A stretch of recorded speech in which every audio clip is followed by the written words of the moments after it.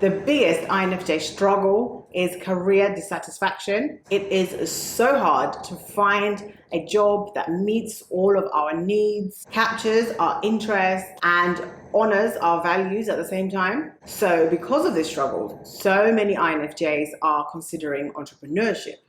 But growing up as an INFJ myself, I was always told to study hard so that I can get a good degree.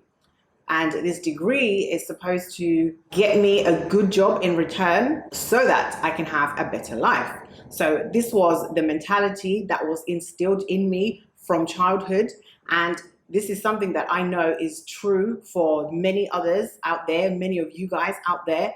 And it's not something that some people can just easily let go. So there are a lot of INFJs out there that are unhappy in their careers, but they're still sitting on the fence due to this mentality that of having a career that was instilled in them from childhood. But the million-dollar question is, which of the two is right for you? So in today's video, we're going to talk about INFJ entrepreneur versus INFJ careers to help you find a more satisfying work-life balance in 2021. Hey guys, welcome back to my channel. My name is Shamiso, Miranda, and this channel is the best place for all things INFJ entrepreneurship and careers. Do consider subscribing to this channel if you'd like to find yourself a more satisfying work-life balance and discover opportunities that are best suited to your personality type. Let's dive in. According to Forbes magazine, entrepreneurs are happier than those in paid employment. They believe that people that are managing their own businesses are happier than those that are showing up for work Monday to Friday, 9 to 5. And they say that entrepreneurship offers more work-life balance because using your creativity to build something is removing and taking away the stress of working for a living. And entrepreneurship has become a buzzword in recent times, and social media makes it look like it is so easy and it's a smooth sailing, but that is not true. So first of all, I'd like to acknowledge the fact that entrepreneurship is not an easy road for anyone, especially INFJs, because most intuitives are very volatile, and we INFJs are of no exception. Building a business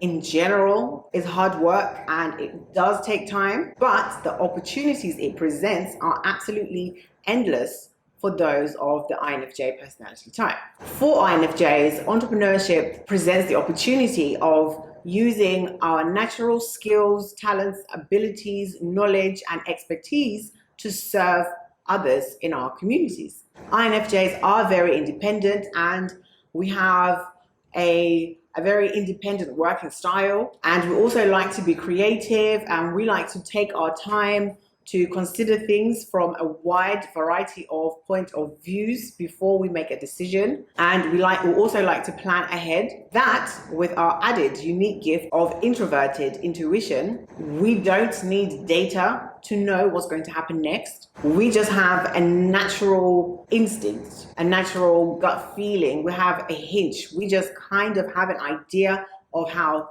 most things are going to work out. So this in entrepreneurship is such a valuable skill because entrepreneurship does come with risks, and for you to avoid those risks, you have to be one step ahead and to think further than the average person.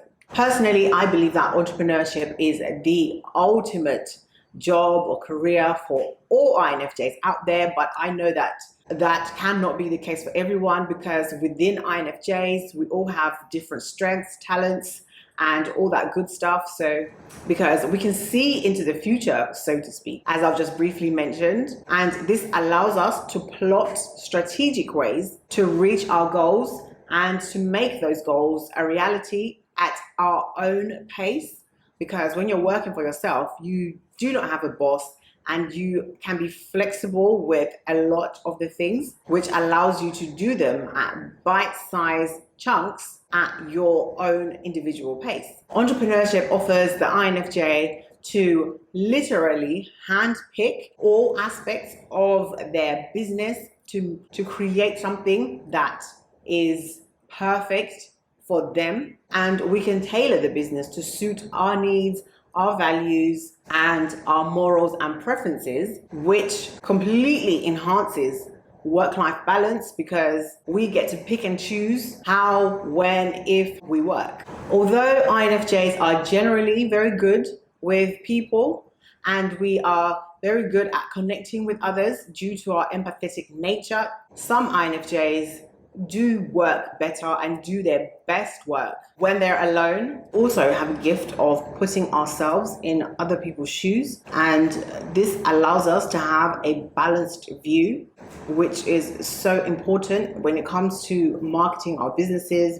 Because we're able to put ourselves in the other shoes, we can get a good sense of what the customers and clients require from us so that we can provide them with a valuable service that they need. Now, before we dive into the struggles of the INFJ as an entrepreneur, I have a quick question for you. What do you think is the right career path for you, INFJ entrepreneurship versus INFJ careers? Go ahead and let me know down in the comments below. The downside of some of the INFJ considering entrepreneurship is fear. A lot of INFJs are afraid. They are afraid to fail.